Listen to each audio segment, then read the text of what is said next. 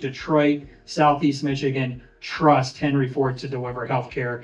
And we recognize that as a health system. We honor that. We've got some folks that are employed at Henry Ford, some clinicians that are here with us today. We've got one of our chaplains from Henry Ford St. John Hospital that's a veteran here. And we don't take that commitment lightly, that this community trusts us. At Stellantis, we are proud to support initiatives that uplift veterans, strengthen employee resource groups, and promote workplace wellness and inclusion. We try to engage our veterans to make sure that they have everything they need to be successful at DTE. We also try to engage our community and do outreach with different organizations throughout the year. Our DTE Energy Foundation allows our energy resource groups to make community impact grants each year in the amount of $2,000 to $5,000 grants.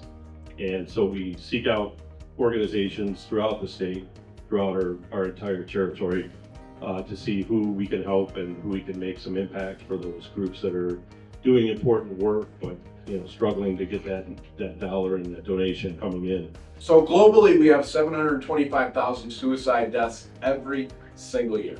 And that's not even close to the number of people who are actually dying by suicide. But what's really important is that 6,000 of those people plus are veterans. I would be stunned if you told me that you didn't know somebody who was affected by suicide among your friends or colleagues. And so we need to work together to figure out how to do something about that.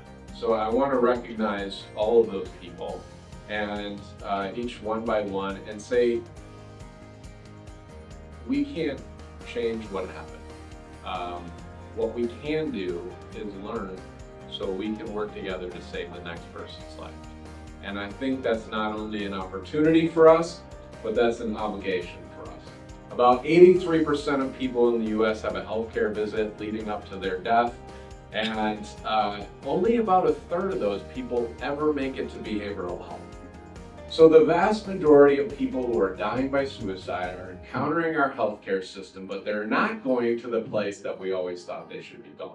What we need to do is really embrace and provide support and help usher and walk through the process with people. And so that's really what we've been thinking about. It was a nurse that stood up and said it would mean that no one would die by suicide. And now was the day that we developed Zero Suicide.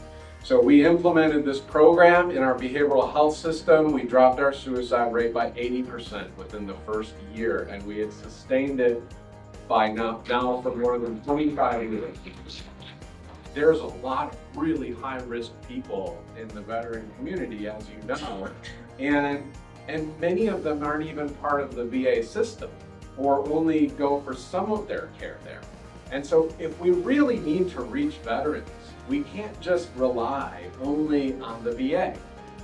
The suicide rate is 3 times higher among male veterans than it is among the US general population. That's really high. And so there's a 50 to 70% higher suicide risk among veterans than the general population. That's astounding. It's one of the highest subgroup risks of anyone in the country. And that's why it's so vital that we do some work, and including not just relying on the VA to provide all these services, because we have to be able to reach people where they go and where they interact with their community. Fellow veterans, you're not alone. Not alone. Not to mention, we got 12 board members of the Veteran-Owned Business Roundtable who are here, who are my mentors, my friends, and make sure that I'm not alone. We do medication management, we have individual therapy, we have group therapy, we do family and couples therapy. This weekend, our chaplain services program is offering a Warrior to Soulmate program. It's a safe space, you're with other veteran partners, couples, and that's a really powerful experience as well. We have our military sexual trauma program that addresses specifically folks who are surviving from abuse while they were signed up. It doesn't mean you don't have to be technically on base. It could be anything unwanted, unwarranted.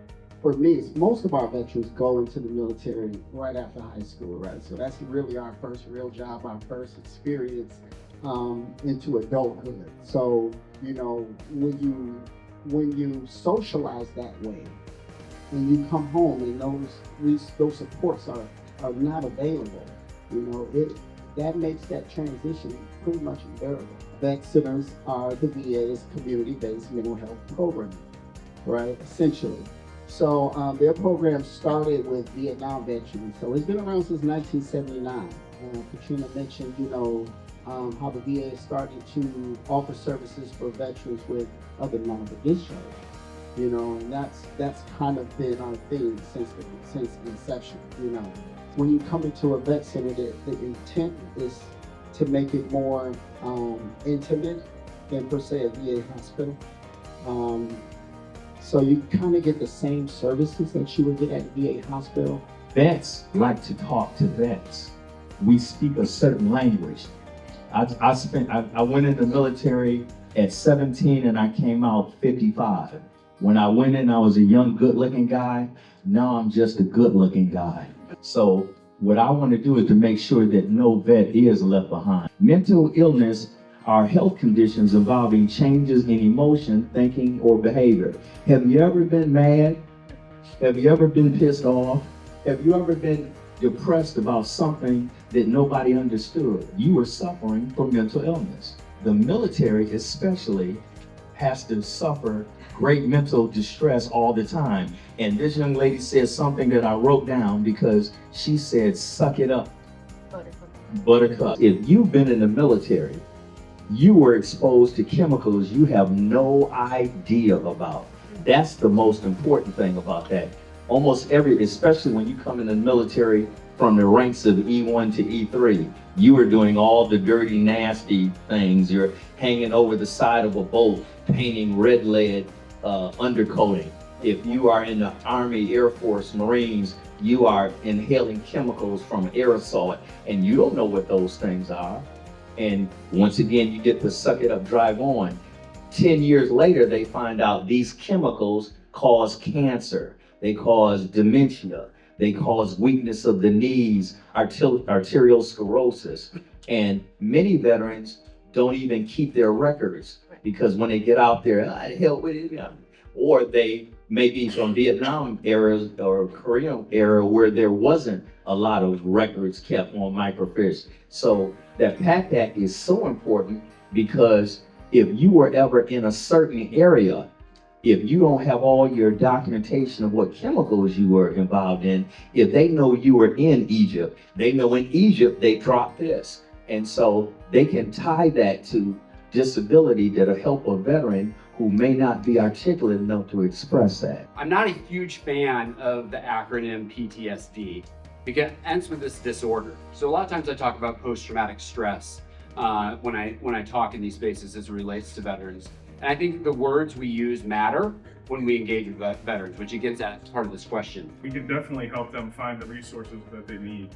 And it's through partnerships like this and experiences like this where we learn more about what is available for veterans. So I think to underline it is really it's just trust and being able to have those conversations. And like we've heard it from other speakers, is those conversations are easier when you're speaking the same language. So that's kind of what I try to do. I think success looks like a veteran who is not only, I'll just say they're well equipped to take on the challenges that they're going to encounter in corporate America. One thing that I've heard talking with people, especially as I'm doing group pairings for our mentorship program, is that there's a bit of a culture difference between military life and working in an office. So making sure that they've got everything that they need to thrive in that environment is really what we seek to do within our program. No matter how hard you want to try to explain to somebody what you've been through, there's no way they can understand it because it doesn't exist in the civilian world. There's absolutely no way that they'll understand 100% what you went through. And oftentimes, just that small example when you talk to people at work or in the community can make a big difference in how they perceive what the veteran is going through at the time, what they're experiencing, how they feel, and just giving them a break if they're having a bad day, and they know that's what it is, and not penalizing them for that. Empower in our presence and help educate the non-veterans that are out there to the benefits that are coming through not only our actions, but sometimes you need to sit down with some of our leaders or some of our colleagues and our peers and say, hey, listen, these are the types of experiences that veterans have. These are the types of things that we bring to the table. And this is why you should look that way. We focus on what level we're bringing individuals in at. So a lot of companies will say, hey, we're hiring X amount of veterans a year, but a lot of them are very beginner and entry level jobs. A veteran program that we've been partnered with at our company is called P4A Gas Boot Camp, which is powerful in America, that strictly hires veterans into the gas construction world at a rate over $40 an hour as a laborer, which nationally is unheard of to be paid over $40 an hour as a laborer. So those mundane tasks is how you come home and how you interact with your spouse, how you come home and you interact with your kids, your family, how you walk into work and you interact with your peers. And that's the little snowball effect, is once we get those little things right, we start continuing that snowball effect and it grows. If we hit a bump and we maybe lose a little snow, we have enough support there because we've done those 80% things well in our life with little interactions, and if we master those, everything becomes simpler for us. And then again, nobody go on, and we can all come together.